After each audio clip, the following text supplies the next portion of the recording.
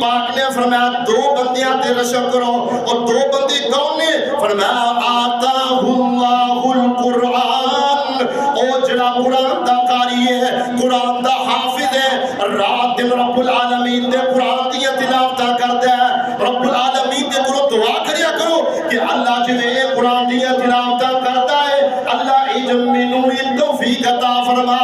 اور دوسرے نمبر تے فرما آتاہ اللہ مالا، جن رب العالمین نے دنیا دا مال عطا فرمایا ہے، فَهُوَ يَقُومُ بِهِ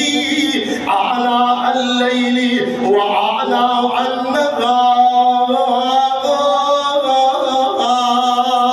اور جڑے بندے نو رب